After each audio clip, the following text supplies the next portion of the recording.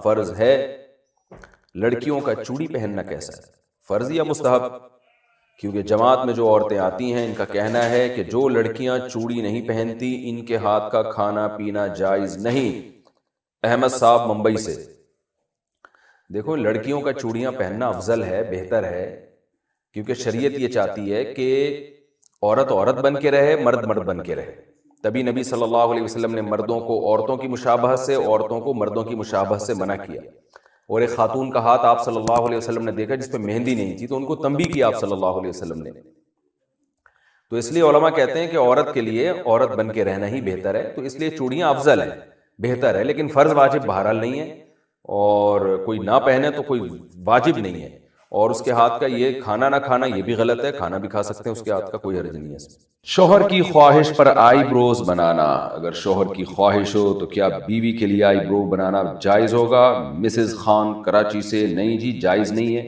नबी सल्लल्लाहु अलैहि वसल्लम ने लानत फरमाई है उन औरतों पर जो अपनी जो आईब्रोज हैं, भवें हैं, उनके बाल नोचती हैं।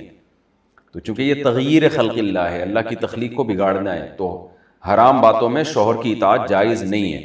अलबत्ता किसी खातून की आईब्रो बिल्कुल एक आम मामूल से हटकर हो, बहुत ही ज़्यादा भद्दी हो, जैसे कि जो आम तौर पर होती नहीं है, तो उसको इतना कर लेना कि वो नॉर्मल बन जाए, उसमें हुस्न पैदा हो जाए, वो नहीं, लेकिन नॉर्मल कंडीशन में आ जाए, तो इसकी गुंजाइश है। लेकिन ये बहुत कम औरतों में ऐसा होता है। ये मैं इसलिए वजाहत कर रहा हूँ कि ऐसा ना हो कि खवातीन, हर खातून ये समझें कि जी मेरी क्योंकि आईब्रो जो है वो बारीक नहीं है, मोटी है, तो मैं नोचना शुरू कर दूं।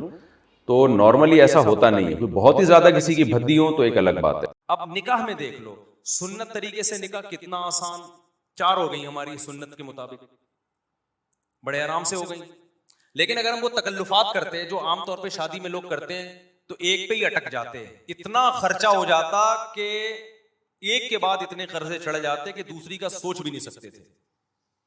मेरी जितनी भी शादियां हुई हैं बड़े आराम से अल्हम्दुलिल्लाह हो गई। पहली शादी हुई, लड़की के जो दुल्हन के अब्बा आए और मेरी वालदा, वो पंजाब में थे, हम अपनी वालदा के साथ चले गए। रास्ते से हमने भावलपुर से अपने भाई और भाभी को उठा लिया, वहां गए, बस यही बारात थी, हमारा निकाह हुआ और मैं, मेरी वालदा और जोजा बाय एयर आ गए।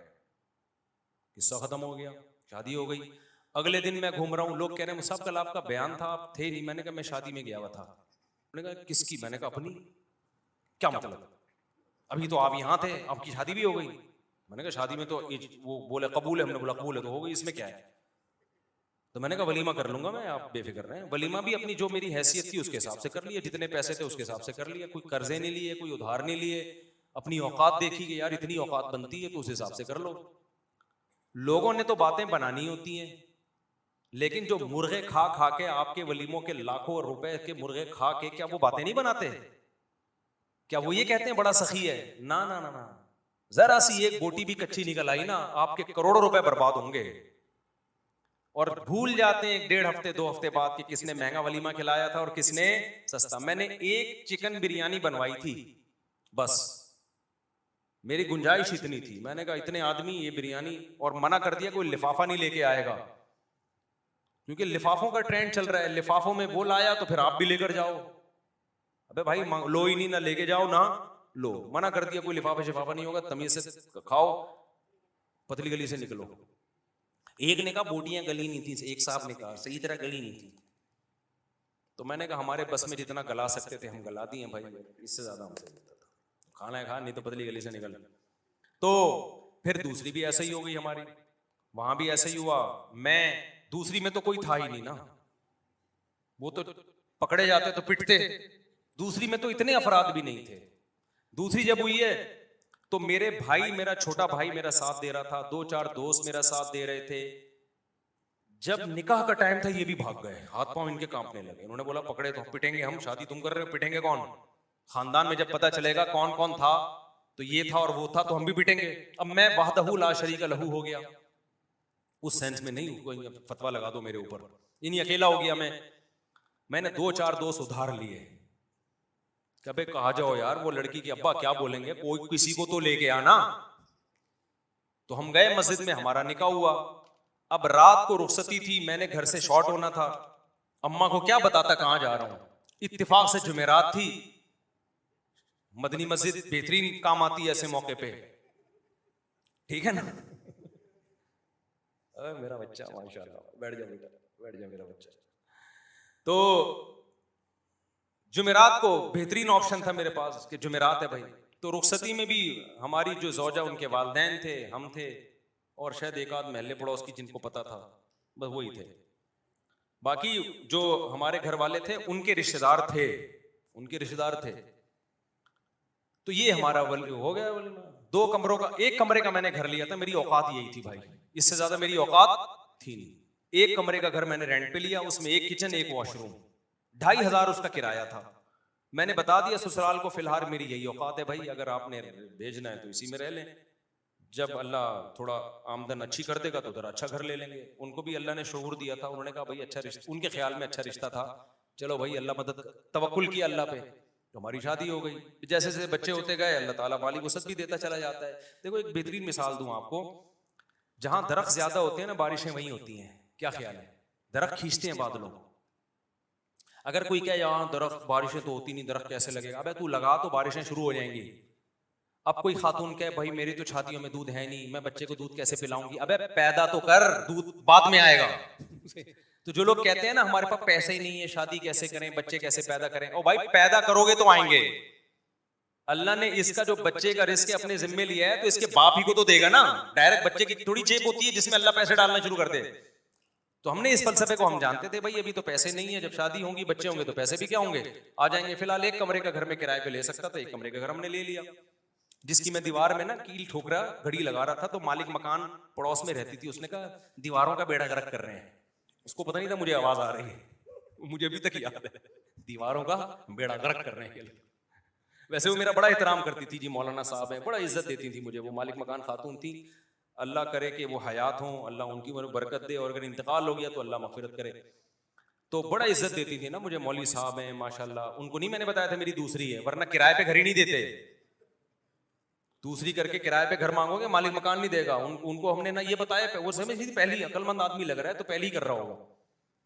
तो वो बड़ा इज्जत थे माशाल्लाह माशाल्लाह बेटा। तो वो वैसे उनकी दीवार हमारे बिल्कुल साथ लगती थी, आवाजें आती थी, तो मैं कील ठोक रहा हूँ, कहीं दीवारों का बेड़ा गर्क कर रहे हैं। मुझे बड़ा अच्छा लगा उनका ये जुमला। खैर, तो इसी तरह भाई हमारी सादगी से हो गई। फिर हमने तीसरी भी इसी तरह कर ली।